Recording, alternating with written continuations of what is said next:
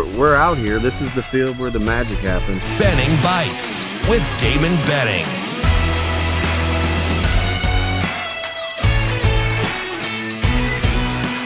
Benning Bites with Damon Benning.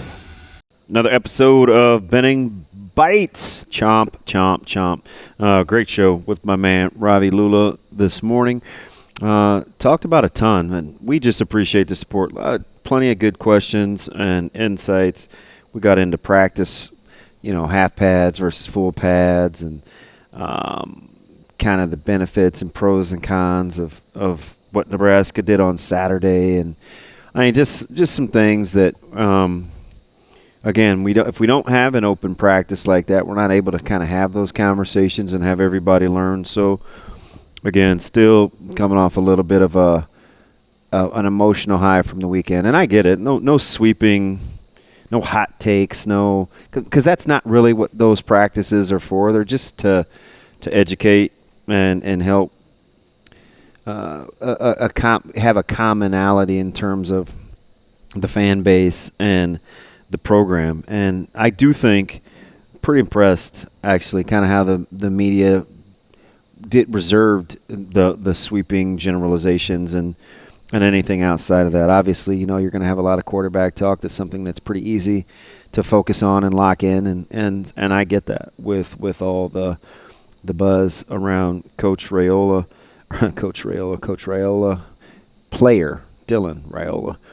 But Coach Raiola, too, for that matter, especially the depth of that offensive line potentially. But I go back to something we talked about with Mike Schaefer that I think is pretty interesting. We talked a little bit about kind of the coaching prowess of Coach McGuire and why that wide receiver room excites Mike Schaefer from 24/7 Sports, and how that kind of morphed into what excites me about Coach Dvorak and the linebacking core. Like, who would we like to see develop? Is there a guy? And I just think it just got me thinking. In the question that I posed to Dvorak, I said both these guys, and Coach McGuire and Coach Dvorak, have these personalities.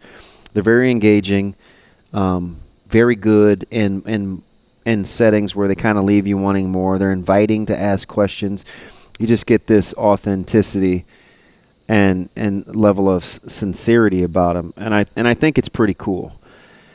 And I just remember, probably there's only been a handful, but one of the press conferences I remember where Coach Rowan on the offensive was to almost defend Coach McGuire and what a great coach he's going to be, and how people were using Coach McGuire's age against Nebraska on the recruiting trail. And it's interesting how, and in just a year, both Coach Dvorak and Coach McGuire are primed to make some statements, right? Coach McGuire had the young, inexperienced wide receiving crew last year by halfway through the season, lost a lot of their top targets. They had to really dig deep and get guys ready on the fly. You were getting some inconsistencies with who was in the lineup and who wasn't at the quarterback spot. It just made for a difficult year. And just a year later, how they're primed. Everybody's excited about this wide receiving core. Well, I think not only that is the recruiting department, but a lot of that is Coach McGuire's development as well, which will be on full display. And if we can get some of these young guys to flourish, remember, let's not act like – and they were one in particular, Malachi Coleman, highly recruited, right, but didn't play a ton of high school games, and people wondered. At this point last year, we were like, well, we think he's going to – be an offensive guy, but maybe he could play defense. So I don't want us to misremember that Malachi Coleman was surefire. I don't want us to misremember that Vince Ginta and Nebraska staff came back to get Jalen Lloyd and their recruiting efforts to say that he could be a legitimate wide receiver. I don't want to misremember that Nebraska's top 3 targets from a year ago got hurt at different phases of the season. And when you look at where they are this year and how excited people are, I'm like, if they have a good year in conjunction with, obviously the offensive line has to do their part and quarterback's got to deliver the ball.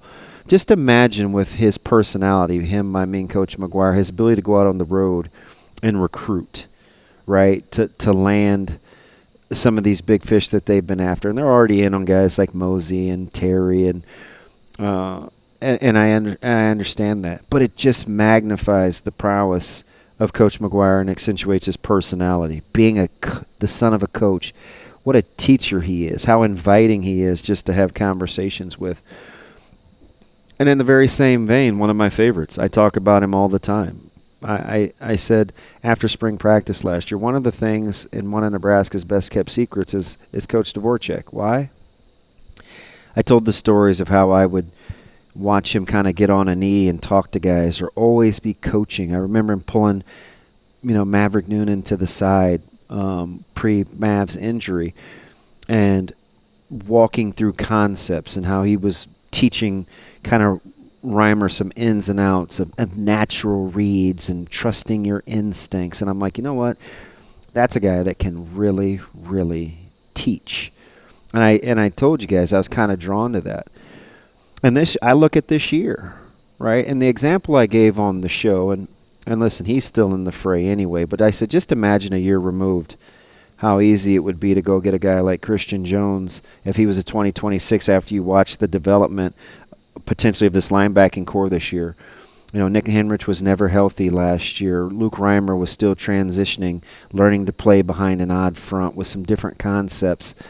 Bear evolving, who was almost left for dead before this staff got here. His ability to get Javen Wright, well, along with Coach White too, they kind of tag teamed it, but Javen Wright, Buddha Wright, to kind of buy into playing on the second level and dealing with the noise and the darkness of coming from the third level to the second level, the trust in transforming his body.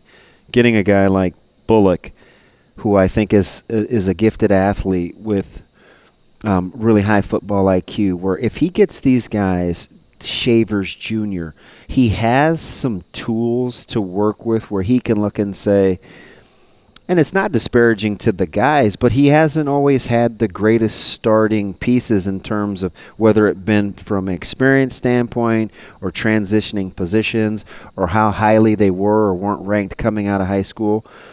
He has done a ton in just a short amount of time. And if he gets these guys to flourish like I think he can, what a resume to be able to take out on the road with his personality. Because I'm telling you guys, he's just to sit and talk to as a football mind and a people's mind and somebody that's generally interested in the best interests of young people. And it's setting up for a nice resume builder. Now, you still got to go out and play, but I'm telling you, just pay attention to development.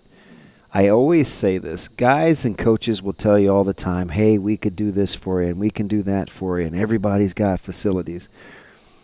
Just ask yourself the question, and this is coming from me as a coach who's had players recruited and me as a dad who's had a player recruited. Do you feel like I'll be better having spent time with you? And Nebraska's got some guys on the staff that may be able to give a resounding yes by the time this thing is over. It's another episode of Benning Bites.